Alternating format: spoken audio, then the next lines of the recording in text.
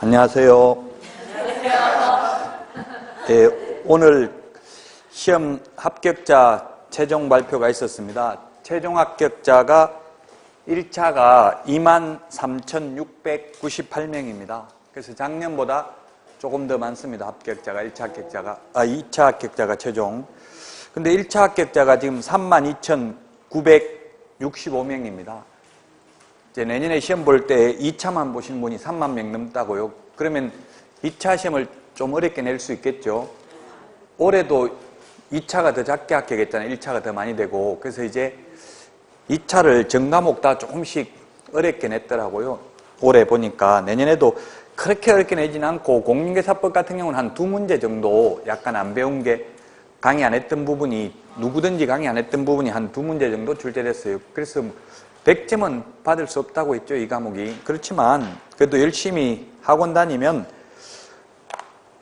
합격할 수 있습니다. 최종 그 합격 인원은 응시자 대비는 30%가 넘으니까 학원 안 다닌 사람까지 합해서, 그러면 학원 계속 다니는 분들만 본다면, 결석 한 번도 안 한다면 80점 이상은 받을 수 있을 겁니다. 자, 오늘 116페이지 할 차례죠. 지금까지 우리가 공부한 게 1조 목적을 공부했고요. 그 다음에 2조 용어의 정의, 가장 중요한 게 2조에 있는 용어의 정의라고 했습니다. 조작적 정의 또는 그 리미티드, 범위를 한정시켜 준다고 했어요. 이 법에서만 쓰는 용어입니다. 국어사전적 의미가 아니고요. 용어 정의가 중개, 중개업, 공인중개사, 개업 공인중개사, 소속 공인중개사, 중개보조원, 이 6개 용어는 꼭 기억을 해야 됩니다. 그 다음에 중개대상물을 했고요. 3조에, 그리고 4조부터 8조까지가 공인중개사 제도입니다. 그래서 4조부터 8조까지 공인중개사 제도는 내용은 많은데 시험에는 한 문제 정도 출제됩니다. 그 다음에 우리가 9조가 자격 취득해서부터 개업할 때까지의 등록 절차를 공부했고, 그 다음에 10조가 개업 공인중개사 등의 결격사유, 즉 개업할 수도 없고 취직할 수도 없는 결격사유 12가지를 공부했습니다. 그 다음에 사무소, 사무소는 1등록 1사무소입니다. 하나밖에 둘 수 없습니다. 모든 사무소는 똑같습니다. 주된 사무소든 분사무소든, 그 다음에 이전 전의 사무소든 이전 후의 사무소든 사무소 요건은 똑같습니다. 모두 건축물 내장에 기재되어 있어야 되고 면적 제한은 없습니다. 그 다음에 사용승인, 사용검사, 준공검사, 준공인가 받은 건축물은 건축물 내장에 기재되기 전에도 가능합니다. 무허가 건축물은 중개사무소 안 됩니다. 미등기 건물은 될 수도 있습니다. 자, 사무소 중에서 오늘 116페이지 이제 공동사무소입니다. 옛날에는 합동사무소라고 불렀습니다. 지금도 변호사 같은 경우는 합동사무소 이런 말 들어봤죠? 그래서 제가 합동에서 공동으로 바뀐 게 뭐가 달라졌습니까? 물으니까 합동은 한자고 공동은 한글이다 이렇게 하던데, 공동도 한자 있죠? 뭐 어쨌든 합동이라는 말을 하면 무슨 말인지 모르는 사람이 있지만 공동이라는 말은 같이 쓴다는 걸 일반 국민들이 쉽게 알 수 있도록 하기 위해서 옛날에 합동사무소라고 부르던 것을 지금은 공동사무소라고 합니다. 자, 116페이지 메뉴의 동그라미 1번에 보면은 개업공인중개사는, 개업공인중개사 밑줄 치시면 개업공인중개사의 종류가 3가지가 있다고 했습니다. 법인인 개업공인중개사, 공인중개사인 개업공인중개사, 법부칙 제6조 2항의 규정에 의해서 등록을 한 것으로 보는 자, 우리는 편의상 중개인이라고 불렀습니다. 시험에는 중개인이라는 표현은 나오지는 않습니다.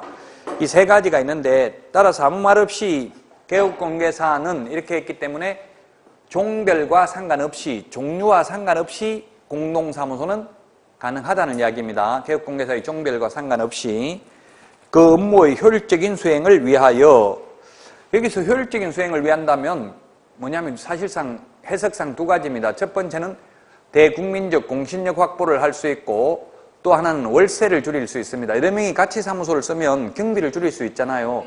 그 다음에 또 국민들이 볼 때 사무소를 방문했을 때 항상 사람이 공동으로 하면 한 명은 있을 거 아니에요. 근데 혼자서 하는 데는 보면 비어있죠. 어떨 때는 가면 집 보러 간다고 없어요.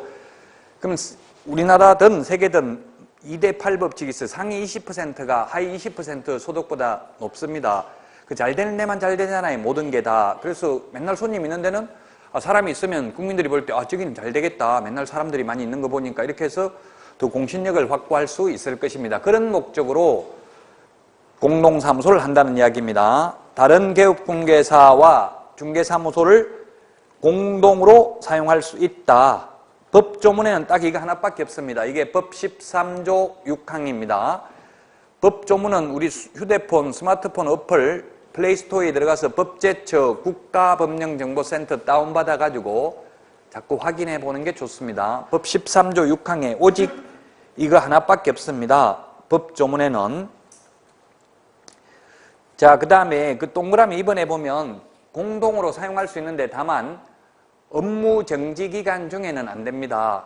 업무 못하도록 정지시켰는데 나 다른 사람하고 같이 사용하겠다 해가지고 같이 있으면서 자기도 업무할 가능성이 많죠. 그래서 업무 정지 당하고 나서 공동으로 사용하는 것은 불가능합니다. 자, 그러면 이 공동사무소에 대해서 다시 한번 보도록 하겠습니다. 법 13조, 법조문에는 하나밖에 없습니다. 자, 그러면 공동사무소를 설치하는 방법을 보면은 법조문은 딱 하나밖에 없다고 했으니까 가령 A, B, C, D가 있으면 만약에 B의 사무소에서 공동으로 사용하려면 사무소를 여러 개를 두고 왔다 갔다 하면서 공동으로 사용할 수 있다는 뜻은 아닙니다. 한 장소에서 공동으로 사용해야 됩니다. 만약에 B 사무소에서 공동으로 사용하려면 사무소를 이전 신고해야 됩니다. A나 C는. 그러면 만약에 B 사무소는 원주에 있고 A 사무소는 춘천에 있고 C 사무소는 부산 해운대구에 있어도 상관이 없습니다. 옮기면 됩니다. 이전하면 공동사무소가 됩니다. 사무소를 두 개 두고 왔다 갔다 하면서 공동을 쓴다는 뜻은 아니라고요. 또 하나 공동사무소 설치하는 방법이 세 가지가 있습니다. 이렇게 이전 신고하는 방법이 있고 법조문에는 별도로 공동사무소 어떤 방식으로 설치한다 명문규정이 공동사무소 설치 신고서도 없다고요. 서식도 따로 서식이 없고 그냥 이전 신고하면 되고 또는 B가 하고 있는 장소에 다른 개업공개사가 신규 등록을 하면 이게 또한 공동사무소가 됩니다. 신규 등록을 하면 다른 사람이 하고 있는 장소에다가 등록을 하면 2명이 되잖아요. 2명 이상이 되잖아요. 그럼 그게 공동사무소다. 그 다음에 아예 처음부터 애초에 처음 개업할 때 2명 이상이 동시에 신규 등록하면 이게 공동사무소가 된다. 그래서 공동사무소 설치하는 방법은 세 가지라고 했어요. 제가 다른 사람이 하고 있는 장소로 옮기는 것, 그 다음에 다른 사람이 하고 있는 장소에 신규 등록하는 것, 그 다음에 처음부터 애초에 2명 이상이 공동으로 2명 이상이 등록 신청을 하는 경우. 자, 그 다음에 이제 그러면 공동사무소를 만약에 A, B, C, D 4명이 공동으로 사용하고 있습니다. 이건 종별이 상관없다고 했어요. 그래서 A는 법인인 개업공개사, 그 다음에 B는 공인중개사인 개업공개사, C는 법부칙 제6조 2항의 규정에 의해서 등록을 한 중개인, D는 분사무소라도 상관이 없습니다. 꼭 끼리끼리만 공동으로 사용할 수 있다. X로 출제됐어요. 예를 들면 중개인은 중개인끼리만, 공인중개사인 개업공개사는 공인중개사인 개업공개사끼리만 할 수 있다. X로 과거에 출제됐다고. 아까 읽어볼 때 개업공개사는 효율적인 업무 수행을 위해서 공동으로 사용할 수 있다. 단 업무 정지 기간 중에는 안 된다. 이게 법 13조 6항이라고요. 그것밖에 없어요. 법조문에는. 그래서 끼리끼리 아니라도 상관없다. 그러면 만약에 출입문이 여기 있어가지고 B가 상담을 해가지고 중개보수를 100만 원을 받았습니다. 그러면 B는 혼자서 100만 원 다 먹어야 된다. 아니면 다른 개업공개사와 25만 원씩 나눠 먹어야 된다. 답은 뭡니까? 네, 다 먹어도 되고 나눠 먹어도 되고 규정이 없습니다. 공인중개사법에서. 그러나 슬픔은 나누면 반감되는데 기쁨은 나누면 짜증나죠? 그래서 현실적으로 공동사무소가 거의 없다는 이야기. 지나다니다 보면 공동사무소라고 돼 있는 데가 없잖아요, 거의. 왜냐면 이게 분배하기가 어렵다는 이야기예요. 만약에 혼자 다 먹으면 다른 사람이 쳐다보고 있고 재수없다고 욕하고, 만약 혼자 다 먹으면 뭐 해야 돼? 이제 호객행 해야 되잖아. 서로 손님 끌어들여가지고 나 혼자 다 먹으려고 싸워야 돼, 같은 사무소 안에도. 그럼 만약에 무조건 공평하게 나누기를 하면 또 아무도 열심히 안 할 수도 있겠죠. 어차피 내가 해도 나눠줘야 되고 다른 사람이 해도 먹는데, 이런 생각을 할 수도 있겠죠. 그래서 이게 분배하기가 어렵기 때문에 현실적으로는 공동사무소가 거의 없습니다. 부부끼리도 가급적이면 공동사무소는 안 하는 게 좋아요. 제가 아는 분 부부가 공동사무소 하고 있는데 깜짝깜짝 놀래 눈만 뜨면 옆에 있으니까 무섭대요. 밤낮으로. 그래서 가급적이면 부부끼리도 공동사무소는 안 하는 게 바람직합니다. 자, 이 공동사무소는 칸막이는 없지만 사실상 칸막이가 있는 별도의 사무실이나 마찬가지입니다. 그럼 왜 칸막이 없이 하냐면 아까 효율적인 업무 수행, 월세 줄이려고 하는 거예요. 그것밖에 없고 나머지는 다 똑같다고요. 그래서 만약에 A가 갑이라는 고용인, 즉 직원을 고용을 했을 때 이 갑이 잘못했을 경우 책임은 그 직원, 소위 실장이라고 하지, 우리 현업에서는 이 실장하고 사장에게만 책임이 있지 다른 개업공개사에게는 책임이 없다고요. 그래서 시험에 만약에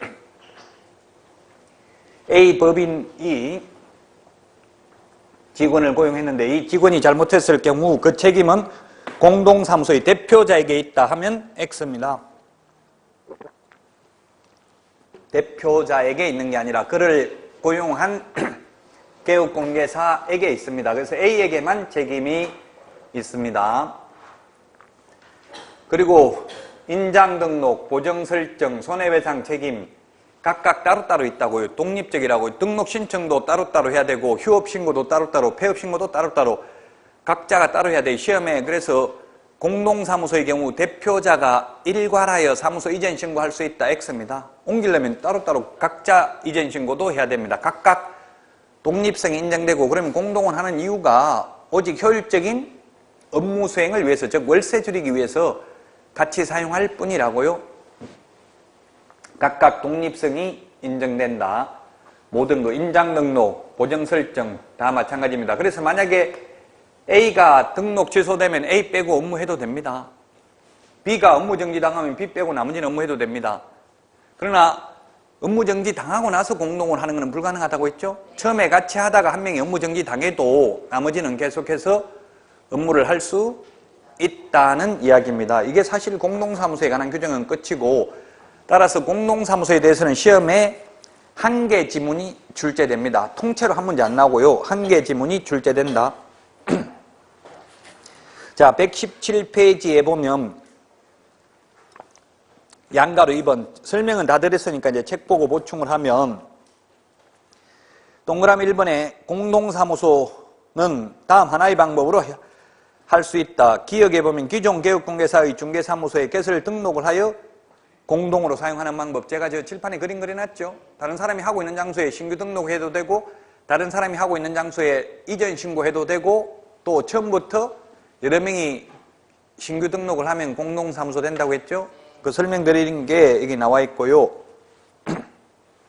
동그라미 2번에 보니까 대표자 한 명이 일괄해서 하는 것은 불가능하다고 했잖아요. 각자 따로따로 해야 된다고 했잖아요.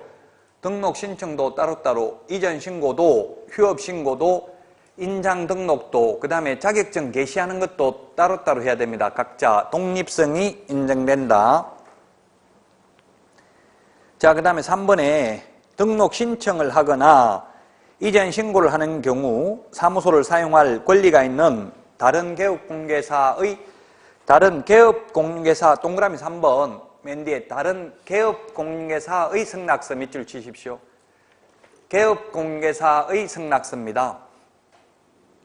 시험에는 건물주 승낙서 제출해야 된다. X로 출제됐어요. 그 건물주 승낙서가 아니라 다른 개업공개사의 승낙서를 제출하면 됩니다. 그래서 다른 개업공개사의 승낙서 밑줄 치시고, 건물주 임대인 승낙서가 아니라고 돼 있죠?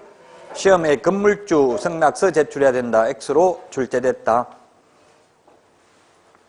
동그라미 3번. 아까 이야기했죠. 1번이 뭐냐면 직원이 잘못하면 그 고용한 개업공개사만 책임있지 공농사무소 전체 모든 개업공개사 책임이 아니라고 했죠? 칸막이가 있는 별도의 사무실이나 마찬가지다. 자, 그 다음에 동그라미 2번도 마찬가지예요. 그 여러 명의 공동사무소의 구성 개업공개사 중에서 휴업 신고하면 한 사람만 해당된다고요. 일괄, 대표자가 일괄해서 휴업 신고해야 하는 것은 아니다. 자, 그 다음에 그 밑에 참고는 시험에 잘 안 나오겠죠. 참고라는 말은 중요라는 말이 아니잖아요. 그래서 공동사무소에 간판을 어떻게 달아야 되는지 규정 없습니다. 공동사무소라는 말을 사용해야 되는지 아니면 각각의 간판을 따로 달아야 되는지 규정은 없습니다. 그 지금 국토부 유권 해석은 따로따로 달아도 원래 따로따로 달아야 된다더라고요. 제가 전화해서 물어보니까 그러면 간판이 10명이 하는데 10개 달 때 있는지 네가 와서 한번 달아봐라 이렇게 국토부 직원한테 이야기를 하니까 그러면 한 개만 달려면 공동사무소라고 사용하는 것이 바람직할 것이며 각자 달거나 또는 하나만 달면 공동사무소라는 명칭을 쓰는 게 바람직할 것으로 사료됩니다. 이렇게 답변해요. 현실적으로는 규정이 없다고요. 그래. 특별한 규정이 없어요. 규정 없는 건 시험에 잘 안 나오니까. 제가 알고 있는 분, 지금 공동사무소 하는 분을 하나 알고는 있어요. 지금 있는데 보니까 명칭은 그냥 하나만 적어놨더라고. 안에 등록증 이런 것만 따로 게시해놨더라고요. 지금 동일공인중개사 사무소라고 경기도 군포시에 인터넷에 네이버 부동산 치보면 바로 다 나와요. 거긴 보면 사진은 블로그에 보면 사진은 2명이 공동으로 하는 사람 올려놨어요. 그 왜 공동을 하냐? 그분은 현실적으로는 소득을 줄이기 위해서 그래요. 그분이 군포시에 502개의 중개사무소가 있는데 10%에 들어갑니다. 즉 10% 안에 들어가요. 한 사람당 2천만 원씩까지 가요. 순소득이 10% 안에 드니까 10% 안에 드니까 그러니까 소득이 너무 많잖아요. 한 사람당 그 2천만 원이니까. 그래서 공동사무소로 하면 소득을 분리해서 신고할 수 있잖아요. 그러니까 그런 취지에서 공동사무소 한다고요. 제가 태어나서 처음 봤어요. 이때까지 공동사무소나 또는 직원으로 근무하면서 1년 이상 근무하는 사람을 거의 못 봤거든요. 지금 동일공인중개사 사무소 그분은 지금 10년 넘게 같이 하고 있어요. 여자분 2분인데 어쨌든 그 공동사무소를 하는 취지는 이제 여러분들이 꼭 한다면 소득을 줄이기 위해서 그분은 어떻게 하냐 보니까 처음에는 한 사람 명의로 등록했다가 한 5년 지나니까 또 폐업하고 둘 다 자격증이 있으니까 다른 사람 이름으로 등록해야 또 하더라고요. 그 10년 지나니까 이제 또 두 사람 공동 명의로 해요. 그러면 국세청에서도 한 명이 폐업했기 때문에 망해서 폐업했나 보다. 그러니까 소득신고를 낮게 하더라도 별로 조사를 안 하는 거예요. 그런 취지에서 이제 계속 혼자 안 하고 폐업했다. 다른 사람 이름으로 등록했다가 지금 10년 지나니까 이제 또 공동명의로 공동사무소로 하고 있어요. 그런 특별한 사정이 없는 한 공동사무소는 거의 현실적으로는 없다. 그분들은 밖에서 보면 공동사무소처럼 안 보여요. 그냥 한 사람 간판만 달려 있어요. 근데 안에 그런 규정이 없어요. 그래서 제가 된다 안 된다 단정적으로 말하기는 좀 어려운데 그런 규정이 없는 건 논란의 대상이 되기 때문에 시험에 출제되지 않는다고 보시면 돼요. 대표자 이름 원칙적으로 넣어야 되죠. 그 성명을 넣어야 되니까 간판에. 그 공동사무소인 경우는 어떻게 해야 된다 이런 특별한 규정은 없다는 이야기입니다. 자, 118페이지. 양가로 4번은 종별 종류 상관없이 서로 공동으로 사용할 수 있다는 이야기입니다.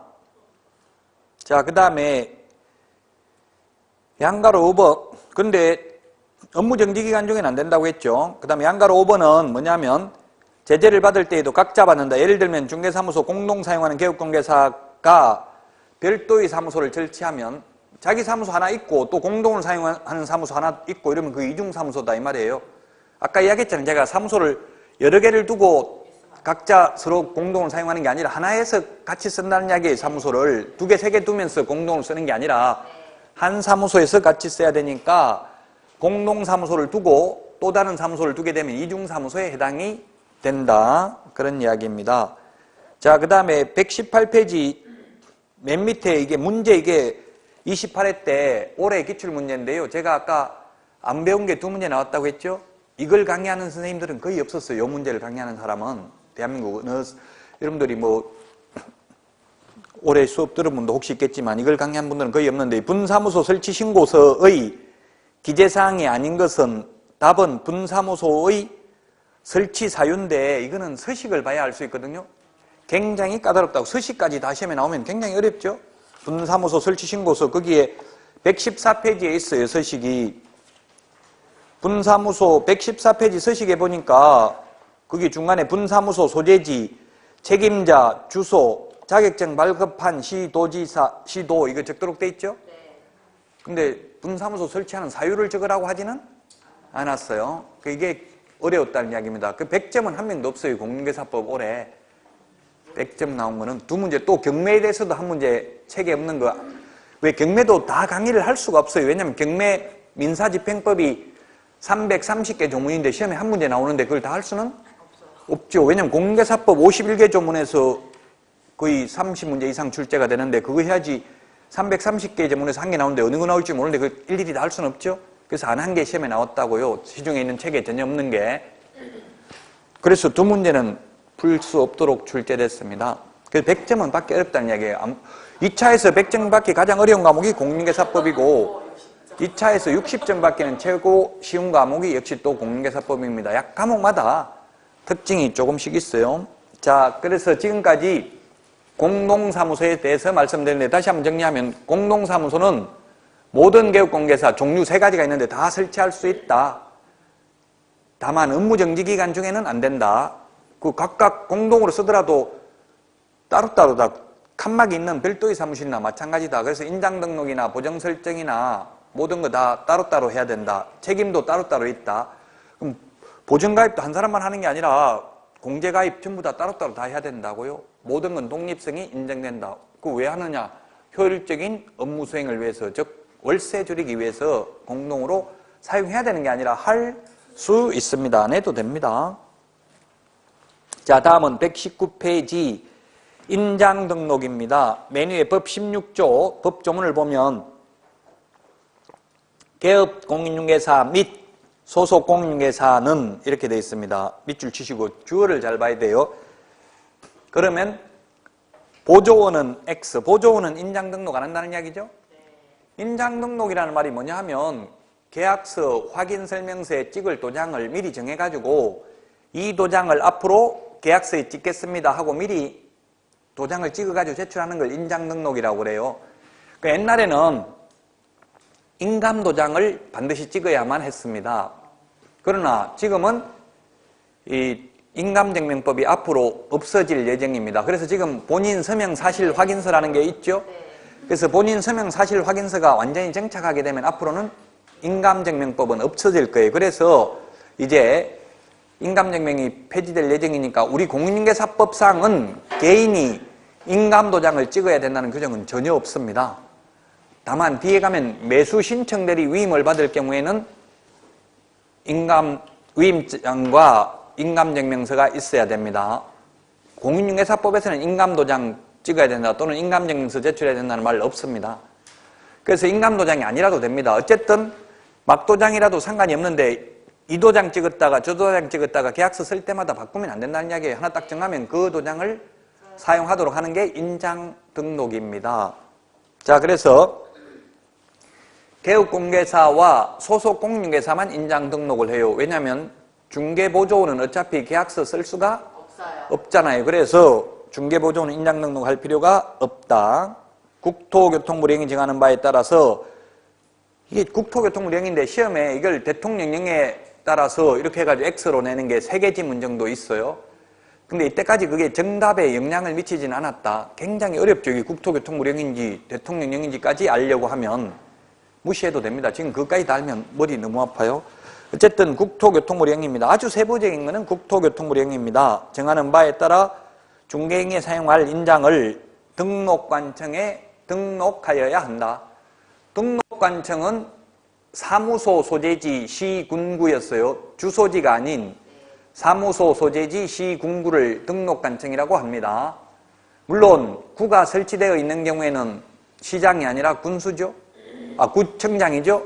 예를 들면 뭐 수원시, 영통구, 성남시, 분당구, 고양시, 일산, 동구 이런 거면 구청장이 등록관청이라고요. 그래서 우리 공인중개사법상은 자치구의 구청장에 한한다 이런 말 들어가면 무조건 X입니다. 자치구가 아니라도 비자치구라도 구가 있으면 무조건 구청장이 등록관청이라는 이야기입니다. 등록관청에 등록을 해야 되고 등록한 인장을 변경한 경우에도 또한 같다. 또한 같다 이 말은 또한 변경 등록을 하여야 한다 이 뜻입니다. 자, 그 다음에 동그라미 2번 즉 2항 16조 2항에 보면 개업공개사와 소속공인중개사는 중개인에 등록된 인장을 사용하여야 한다. 자, 그러면 다시 법조문 읽어봤고 1번 인장 등록 의무자. 인장 등록은 보조원 빼고 누가 한다고 했어요? 개업공개사와 소속공인중개사. 그렇다면 임원 중에서 임원이나 사원 중에서도 자격증이 있는 임원은 인장 등록을 해야 되고 자격증이 없는 임원은 인장 등록을 안 하겠죠. 우리 소속공인중개사 용어정의에 보면 법인의 임원 또는 사원으로서 공인중개사인자를 포함한다 이렇게 돼 있어요. 자격증이 있는 임원은 소속공인중개사에 해당되고 자격증 없는 임원은 반대 해석을 하면 중개보조원에 해당됩니다. 그래서 모든 임원이야. 양가로 2번 지금 하고 있어요. 양가로 2번. 양가로 2번 두 번째, 세 번째 줄에 있죠? 네. 자, 그 다음에 양가로 3번입니다.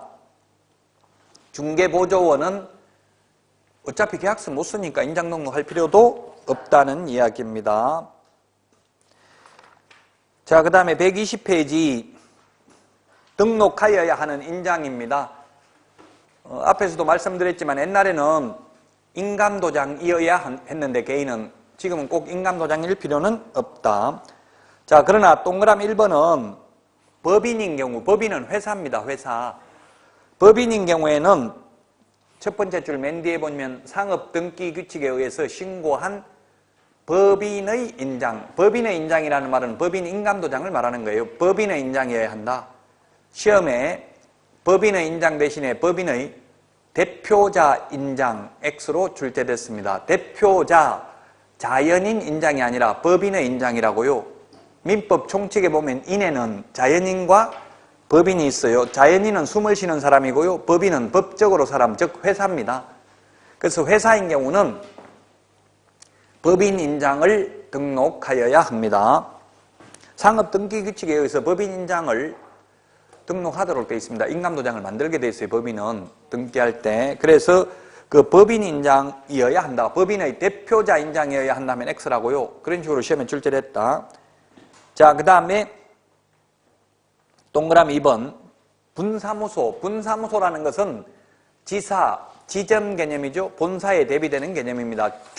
그걸 우리 공인중개사법에서는 주된 사무소, 분사무소 이렇게 불러요. 본사를 주된 사무소, 지사를 분사무소라고 불러요. 그래서 분사무소에 사용할 인장의 경우에는 법인의 대표자가 보정하는 인장을 등록할 수 있다. 그럼 반대로 안 할 수도 있다. 그럼 안 하면 어떻게 할 거냐? 안 했을 때에는 주된 사무소 걸 가져다 쓰면 됩니다. 그러나 현실적으로 주된 사무소가 서울에 있고 분사무소가 부산에 있는데 그 왔다 갔다 가지고 가기 힘들겠죠? 근데 더 현실적으로 말하면 우리나라에 분사무소가 있는 중개법인은 현재는 없습니다. 그래서 지금까지는 큰 법인이 없다는 이야기예요. 이제 앞으로는 생길 수도 있습니다. 자, 그 다음에 양가로 2번 개인 개업공개사와 소속공인중개사입니다.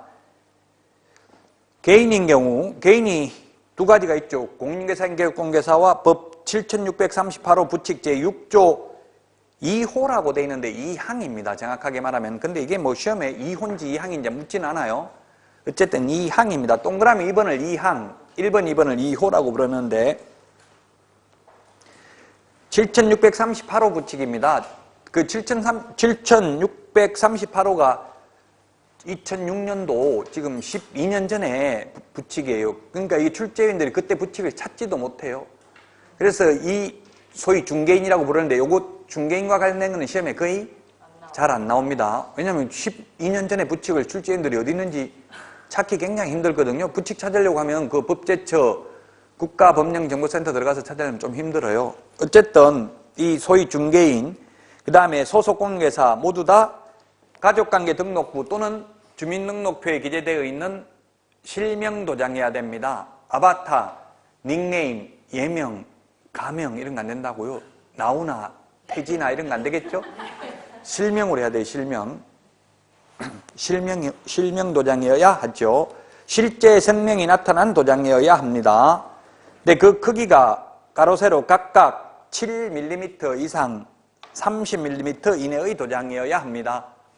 기출문제에 7mm, 30mm 이걸 10mm에서 40mm X로 출제를 했습니다. 숫자 그래서 암기해야 되겠죠. 왜 기출문제를 말씀드리냐면 이런 게 기출문제에 나왔다는 건 앞으로 나올 수도 있다. 그래서 지금 이미 29번 시험을 실시했기 때문에 한 번이라도 나왔던 게 다시 나오는 거예요. 한 번도 안 나왔던 거는 나올 확률이 극히 희박해. 계속 나왔던 게 반복돼요. 그 수능도 지금 만점자가 뭐 9명인가 나왔다고 하는데 그 패턴이 있기 때문에 만점자가 나오는 거예요. 공인중개사 시험도 패턴이 있다고 과거 출제됐던 게 똑같이 그대로 사실문제는 안 나오지만 유사하게 변형해서 나오기 때문에 기출문제를 보면 미래를 알 수 있다. 이게 39번에 13번에 있습니다. 암기사항 내드린 거. 암기사항 내드린 프린터 39번에 13번에 있죠? 39번에 13번. 밑줄 치놓으시라고요. 39번에 보면 숫자 7에 대해서 15개 나와 있잖아요. 그 13번에 7mm 이상 30mm 이내. 그러면 저 같으면 이런 게 없으면 7일이 도대체 몇 번이나 있는 건지 궁금할 거예요. 그 궁금할 걸 제가 미리 다 드렸다고요. 우리 교재 처음부터 끝까지 나와 있는 숫자를 다 정리해놨다고요. 출제됐다 이게 7일. 시험에는 10mm, 40mm X, 7mm. 7mm에서 30mm라고 하니까 그렇게 도장이 큽니까 하던데 30mm면 3cm예요. 그렇게 크지 않아요. 뭐 네모난 도장이든 정사각형이든 동그란 도장이든 그런 건 상관없어요. 한자로 하든 뭐 일본말로 하든 중국말로 그런 거는 상관없어요. 어쨌든 실명도장이라고만 되어 있습니다. 그렇죠. 한글이나 한자가 되겠죠. 현실적으로는. 자, 그 다음에 동그라미 2번. 반드시 인감도장이어야 할 필요는 없다는 이야기입니다. 물론 인감도장을 등록해도 상관은 없겠죠. 인감도장이거나 또는 뭐 무슨 도장이라도 실명도장이면 된다. 실제 성명이 나타난 도장이어야 합니다. 등록하는 방법입니다. 3번에 양가로 1번을 보면 법인인 경우에는 법인 인감도장이어야 하니까 법인 인감증명서를 제출해야 됩니다. 그래야 인감도장인지 아닌지 알 수 있겠죠? 법인 인감증명서 제출로서 인장 등록에 가름합니다. 그런데 양가로 2번 개인인 경우에는 개인이 세 가지가 있어요. 공인중개사인 개업공개사, 법부칙 7638호 6조 2항의 개업공개사, 그 다음에 소위 소속공개사 세 가지가 있어요. 인장 등록을 한 사람 개인인 경우. 이 개인인 경우에는 도장을 찍어서 인감도장이 아니라도 되니까 인감증명서 제출할 필요 없죠? 그냥 인장등록신고서에 도장을 찍어서 제출하면 됩니다. 그 인장등록신고서 서식이 사실은 세 가지가 있어요. 첫 번째, 중개사무소 개설 등록 신청하면서 해도 되고, 소속 공인중개사 고용신고하면서 해도 되고, 별도의 인장등록신고서에 의해서 인장등록해도 됩니다. 인장등록신고서 서식이 세 가지 종류가 있다. 그러나 121페이지 변경등록인데 변경등록신고서 서식은 하나밖에 없어요. 처음에 등록할 때는 중개사무소 등록하면서 할 수도 있지만 변경등록신고서 서식은 하나밖에 없다. 인장등록신고서 종류는 세 가지다. 자, 그 다음에 121페이지 양가로 3번에 동그라미 1번에 보면 법인인 경우에는 변경 등록할 때도 법인의 인장해야 된다. 법인의 대표자 인장이 아니고요. 똑같은 말입니다. 동그라미 2번 개인은 7mm 이상 30mm 이내의 실명도장이어야 된다. 동그라미 3번 법인의 경우 법인 인감증명서 제출로 가름한다. 양가로 4번 인장 등록과 변경 등록도 전자문서가 가능하다. 전자문서면 인터넷으로 가능하다는 이야기죠. 전자문서가 거의 다 가능한데 이제 다음에 전자문서가 불가능한 것도 몇 개 말씀드리겠습니다만 오늘은 어쨌든 인장 등록, 전자문서가 가능합니다. 인터넷으로 가능하다는 이야기입니다. 양가로 5번 인장 등록 장소입니다. 등록관청이라고 했고요. 법인인 경우는 본사, 즉 주된 사무소 소재지, 시장군수구청장, 즉 등록관청에 인장 등록을 합니다.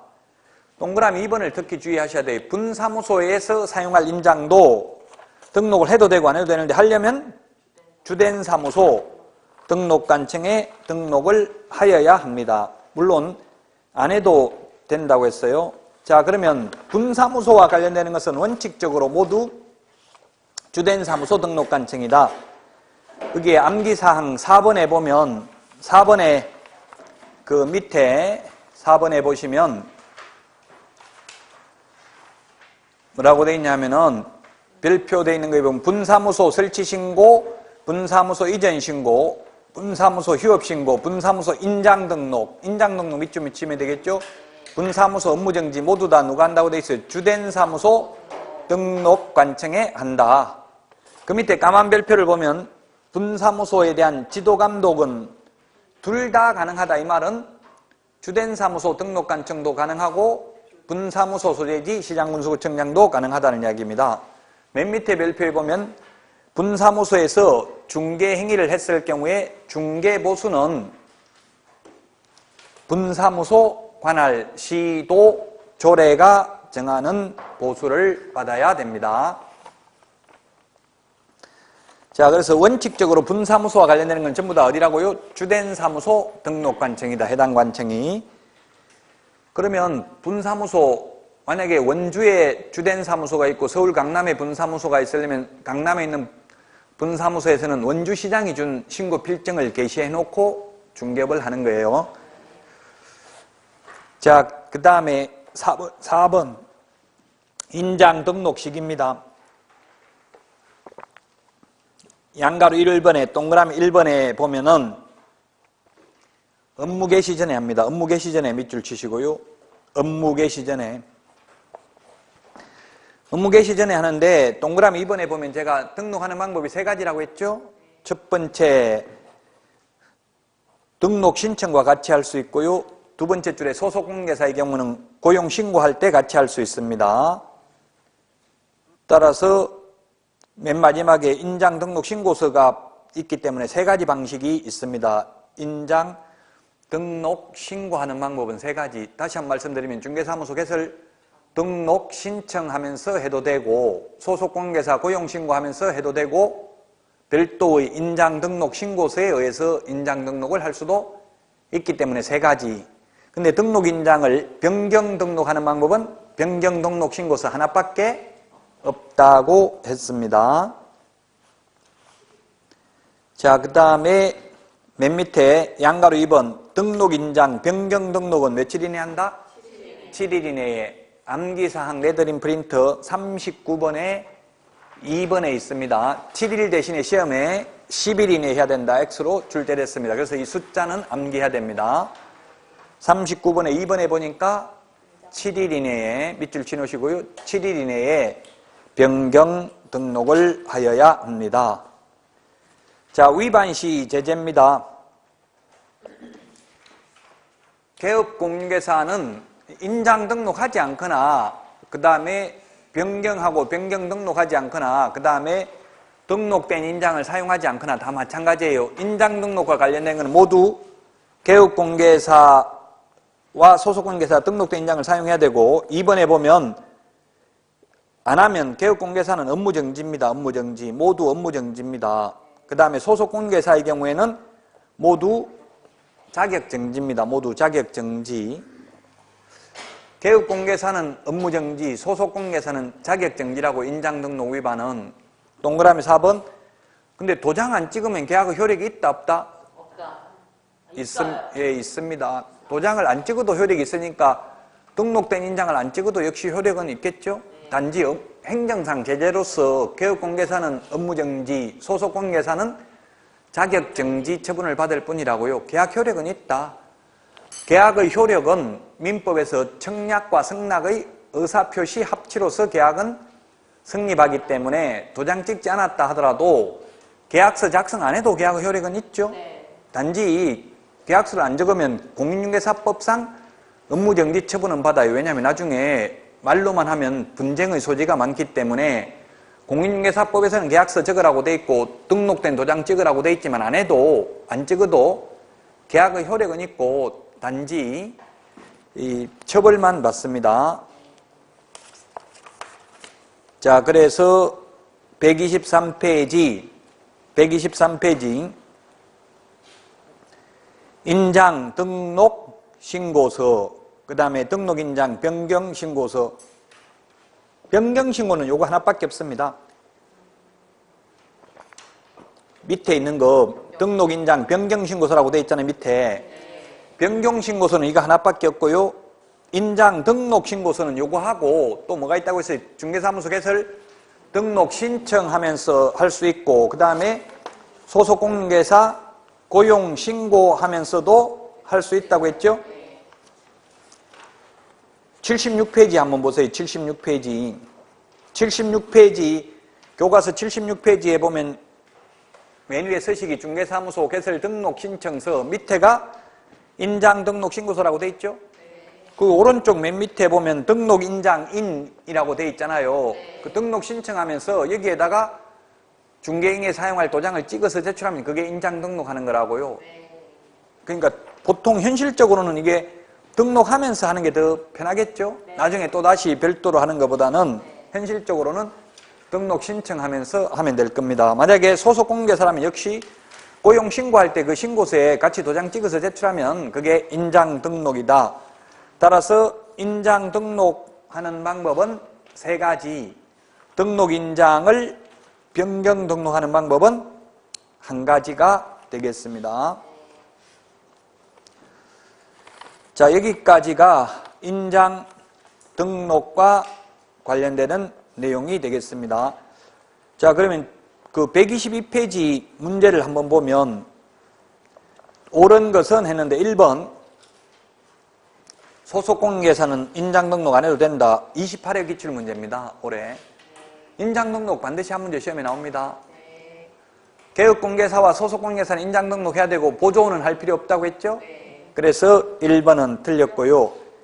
2번은 변경을 한 경우에 변경일로부터 7일 이내에 등록을 하지 않는 경우에는 업무정지. 모두 개업공개사는 업무정지, 소속공개사는 자격정지라고 했죠? 7일 이내에 한다고 했죠? 7일 이내 사후 변경 등록입니다. 사전에 미리 하는 거 아닙니다. 맞죠? 2번은. 자, 그 다음에 3번은 법인의 경우 주된 사무소에서 사용할 인장은 상업등기 규칙에 따라 법인의 대표자가 보정하는 인장을 등록해야 된다. X입니다. 분사무소인 경우에 대표자가 보정하는 인장을 등록할 수 있고 법인인 경우에 상업등기 규칙에 의해서 신고한 법인의 인장을 등록하여야 합니다. 그래서 3번 틀렸고 4번은 법인인 개업공개사의 인장 등록은 상업등기 규칙에 따른 인감증명서 제출로 가름한다.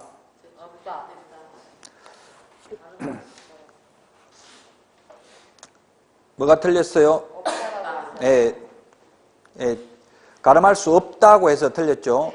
법인인 경우는 인감도장해야 되니까 인감증명서 제출해야 됩니다. 법인인 경우만. 개인은 인감도장이 아니라고도 되니까 인감증명서 제출하는 게 아니라 인장등록신고서에 도장을 찍어서 제출하면 됩니다. 그래서 4번 인감증명서 제출로 가름할 수 없다 해서 틀렸고요. 그 다음에 5번도 개업공개사의 인장등록은 중개사무소 개설등록과 같이 할 수 없다. X죠? 개설등록과 같이 할 수도 있고 소속공개사 고용신고와 같이 할 수도 있고 별도의 인장등록신고서에 의해서 할 수도 있습니다. 따라서 정답은 2번이 되겠습니다. 자, 여기까지 하고 124페이지 중개사무소의 이전 신고부터는 쉬었다가 하도록 하겠습니다.